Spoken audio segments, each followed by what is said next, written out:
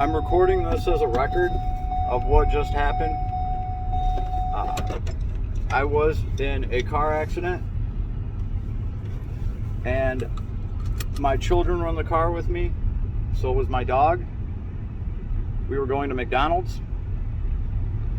I made a right turn, and some guy in a black Denali claims that he was trying to make the light, whatever that means. He said, "You didn't see me trying to make the light." And I made the turn. I got about 20 feet down the road, and then he smashed into me.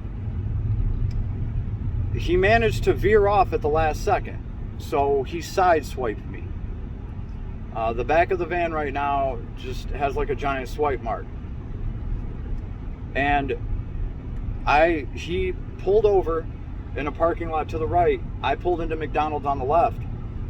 I instantly ran across the street to get a picture of his license plate. The first and only thing I said to him was, "Do you have insurance?" Now, I was being civil and had a very good demeanor about the whole thing. I have my children with me. I'm never looking for trouble. My life is too good. This man rolls his window down and goes from, "You didn't see me trying to make that light?" And I said, "Dude, you rear-ended me. I have no control over that. By Michigan law, you're at fault." He instantly goes to, "I beat your fucking ass. I will beat your fucking ass." And at that point, I'm taking a picture of his license plate, and he sees that the phone is out. He hops out of the car and starts trying to intimidate me, and he's talking about beating my ass. And I smell drugs. I smell marijuana all across the damn parking lot. And I just told him, "Dude, are you high?"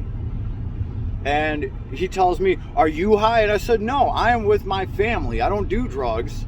I have my children in the car."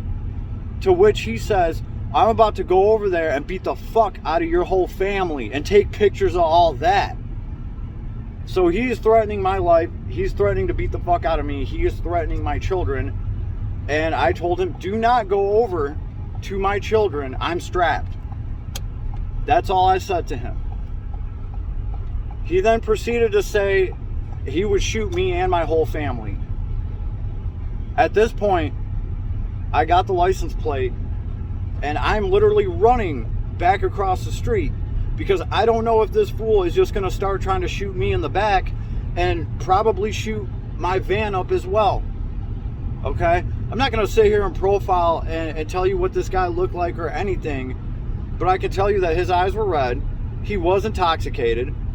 I'm a trained medical professional, and I know what I smelled. It smelled like a goddamn dispensary in the parking lot, and a little bit of alcohol, in my opinion. And that was from me. I didn't even get that close to his driver's side. I was trying to keep my distance. I was like 7-8 feet away, and I could smell all of this.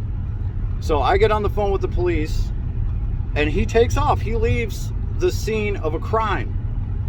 I'm trying to calm my children down, and I'm trying to explain to them, it's okay, we're doing the right thing. We're calling the police. We're not fleeing the scene of a crime. And I'm on the phone with the police. Everything looks like it's going to be all right. They're sending a police officer there. All of a sudden, the Denali rolls back up. He rolls back up, and he's sitting there staring at me, mean-mugging me. And my children are in the car. I was scared to even, he was between my van and the door to McDonald's. I was about to send my children inside of a McDonald's so that if this dude started shooting at me, then my children wouldn't get shot. But he was parked in the way. So he's now like moving his truck back and forth, doing all this weird stuff, parking and reparking and sitting there giving me these mean looks. And the police finally showed up. The police did me dirty. I have never in my life experienced anything like this, ever. I had to explain. I'm still trying to figure out how to explain to my children what just happened to us. Because, like, as far as my children are concerned, they're going to walk away from this thinking, oh, if you get into a car accident, it's okay to just flee the scene and leave. I mean, they literally just let this guy go scot-free, right? So the police pull up, they're talking to him, they're not even talking to me.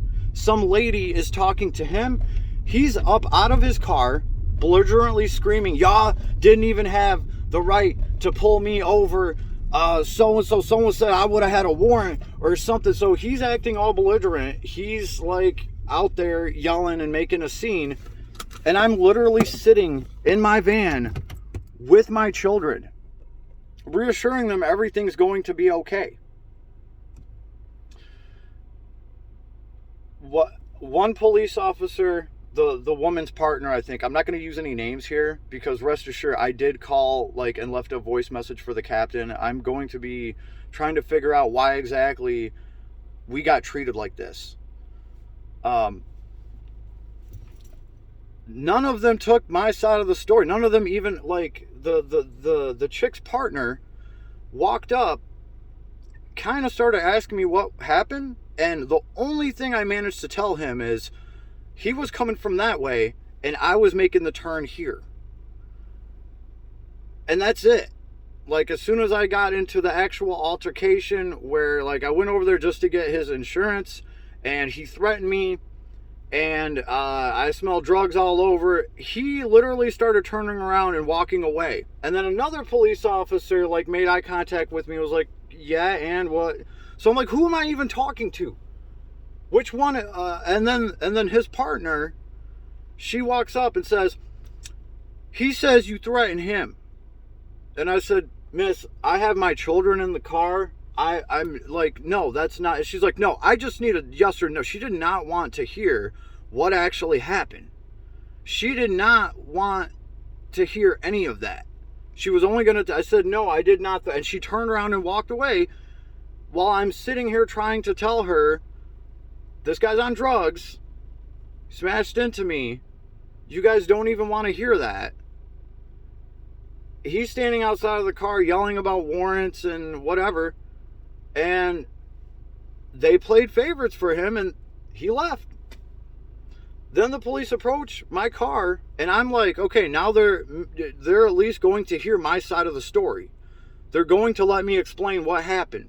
And they're going to let me explain how I got threatened by this guy and all of that. No, they walked up to me and said, well, the way my partner sees it, this is what the guy's telling me. They think that, I don't know, apparently the guy explained to them that he hit me while I was turning in front of him and made it sound like he actually jackknifed my car. And she's like, well, the damage is onto the side of your car. And I'm like, look at it, it's a scrape. He was coming from behind me and he scraped the side of my car. Now, if he would have turned a little bit more, he would have missed my car completely. And if he wouldn't have been high as a kite, he might have had the reaction time to do that. And you got the guy sitting here telling you he's trying to make the light. You can't be trying to make lights on Christmas. I saw this guy coming down the road, and I know how far away he was. I had room to go. A car went in front of me. They had room to go. This guy, if he wouldn't have hit me, he would have damn near hit the car in front of me. That is how fast he was speeding through to get there. And then I guess he just didn't realize that there's actually a car in front of him. Who knows what he was doing? I don't know. I can't speak on that.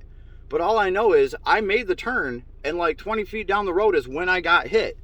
And the way that the police officer woman explained it is she thinks that I was in mid-turn, and that's not how it happened at all. I couldn't explain any of this to her. And when I started asking, so wait a minute, this guy fled the scene of a crime. I'm legitimately, me and my family are the victim here. And you're just going to let him go and give me a ticket because that's the easy thing to do, because that's what comes with less pay. And they said, we have other calls to go to, and you said you had some stuff to do at work too, because that's the thing, I'm on my way to work with kids in the car. And they want to say, well, he threatened you, you threatened him. I said, no, I did not threaten anybody. The only reason that guy even knows that I'm strapped is because I had to tell him, because he's threatening to beat the shit out of me and my family. Or I wouldn't have even told him I was strapped. I didn't even want to tell anybody that. This whole thing is just absurd to me. So now I have to figure, now, like, I've spent my whole life here in America. I have never, ever thought about using a goddamn race card for anything. But literally the only reason I could think of this is because my name is Vladimir. There's a war going on right now, and the Russians are the evil bad guys. That's the only reason I could possibly think of me getting treated like this, because I've never been treated like this. Especially in a situation like this. I don't even understand. Like I said, I have to somehow figure out what I'm going to explain to my children. Because literally the first thing my oldest said is, Dad, why? We did everything right. We called the police. That guy fled the scene of an accident, probably to go get rid of drugs and paraphernalia and whatever he had in his car. And they wouldn't even listen to me, because then that would mean that they would actually have to investigate him, and oh no, they would have to do some paperwork. It seems to me like either my race was an issue here, she did bring up my last name, or they just took the path of least resistance. Hey, we can just give this guy a citation and just say that it played out like this, and then we don't have to mess with homeboy with warrants or whatever. I don't know if the guy has warrants. He was the one standing out the side of the cop car screaming about warrants and this and that, and they had no right to pull him over, whatever. I could only hear half of it. But that's what's bizarre to me too, is I'm sitting here calm, collected, with my children in my car. My whole story checks out, everything makes sense. And here's this other guy screaming about warrants and acting a fool, and they're gonna cut him a break. I understand that it's Christmas. I understand that it's Christmas, but what? I have never felt like this in my entire life. I honestly, this is like a $170 ticket. I don't give a shit about that. I don't even care about that. I just cannot believe, like, this dude straight up threatened me. And my children. I would never threaten anybody's children. And then this police officer, who doesn't apparently have the police officer skills to deduce who's lying. Is it the guy that's on drugs that's acting belligerent? Or is it the guy that's sitting here sober with his children in the car on his way to work? To me, that's a no-brainer. And I don't know if she was just... I don't know. But I have called and already left a voice message. I want to talk to a captain or a superior or something. I want this investigated. They can't treat people like this. They cannot treat the victims like this. They cannot treat an innocent family like this. When the perpetrator left the crime scene, I honestly don't know what to do. I honestly don't know what to think. I have to go inside right now, and my son is literally asking, what the hell happened, Dad? What am I supposed to tell my son?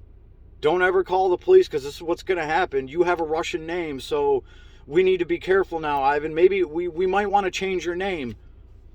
Because at this point, I don't know what to say to him about what just happened. It's absurd.